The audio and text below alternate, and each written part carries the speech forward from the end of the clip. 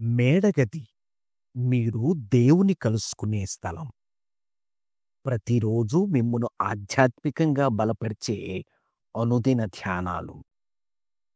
ఈనాటి మేడగది ధ్యానాన్ని చదువుకుందాం. గురువారం సెప్టెంబర్ 4, 2025. వాటన్నిటిలో ఈనాటి ధ్యానాంశం వాటన్నిటిలో. ఈనాటి వాక్య భాగంగా యోహాను సువార్త 1 అధ్యాయం 1 నుండి 5 వచనాల వరకు చదవండి. ఈనాటి ముఖ్య వచనం: సమస్తమును ఆయన మూలముగా కలిగెను, కలిగియున్నదేదియు ఆయన లేకుండా కలుగలేదు. యోహాను సువార్త 1 అధ్యాయం 2, 3 వచనాలు. నాకు 27 సంవత్సరాల వయసులో బ్రెస్ట్ క్యాన్సర్ వ్యాధి 4వ దశలో ఉందని గుర్తించినప్పుడు నాతో నిరంతరం స్థిరంగా ఉన్న దేవుని సన్నిధిని గూర్చి నాలో ఒక పూర్తి క్రొత్త విధానంలో అవగాహన కలిగింది. నేను వ్యాధి చేత తీవ్రంగా బాధించబడుతున్నప్పుడు, అలాగే స్వస్థత కలుగుతున్నప్పుడు మరియు క్రమేణా ఆ వ్యాధి తగ్గుతున్నప్పుడు కూడా దేవుడు నాకు తోడుగా ఉన్నాడు. 20 సంవత్సరాలు గతించిన తర్వాత ఇప్పుడు కూడా నేను ఆ సమయాన్ని గుర్తు చేసుకొని ఆనందిస్తాను. డాక్టర్స్ ద్వారా, నా స్నేహితుల ద్వారా, నా జీవితంలో ఒక పెద్ద ఆపత్కాలంలో నాకు సహాయం చేసిన వారందరి ద్వారా దేవుడు పనిచేస్తూ ఉండినాడు.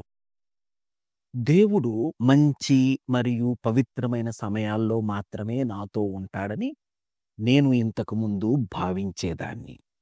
కానీ నేను దేవుని సన్నిధిని గుర్తించినా గుర్తించకపోయినా దేవుడు ఎల్లవేళలా నాతోనే ఉన్నాడని నా కష్టకాలంలో గ్రహించాను.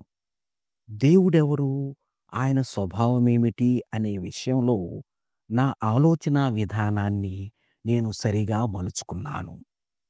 దేవుడు దూరంగా ఉండేవాడని, మానవునిగా నా వైఫల్యాలను ఆయన పనిగట్టుకొని చూస్తూ ఉన్నాడని ఆలోచించడానికి బదులు, దేవుని వాక్యం వర్ణించిన విధంగా దేవుడు అన్ని వేళలా అన్ని సమయాల్లో నాకు తోడుగా ఉండడాన్ని నేను గుర్తించాను. దేవుడు ఎల్లవేళలా మనతో ఉన్నాడన్న వాస్తవాన్ని లోకంలో ఏదీ మార్చలేదు.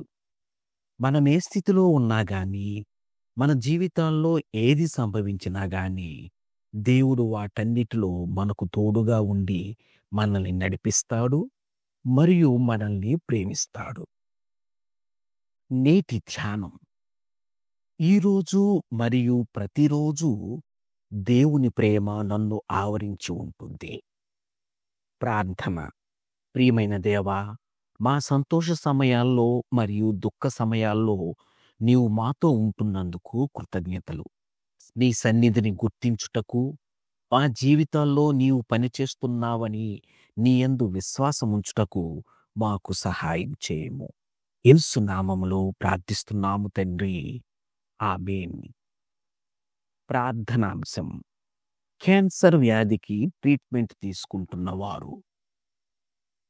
తన అనుభవాన్ని ఈనాటి ధ్యానంగా మన కోసం వ్రాసి పంపినవారు ఎలిజబెత్ ఎం, వాషింగ్టన్, అమెరికా. మేడగది అనుదిన ధ్యానాలు మీకు ఆశీర్వాదకరంగా ఉన్నట్లయితే వెంటనే మన ఛానల్ని సబ్స్క్రైబ్ చేయండి. లైక్ చేయడం, షేర్ చేయడం మర్చిపోకండి.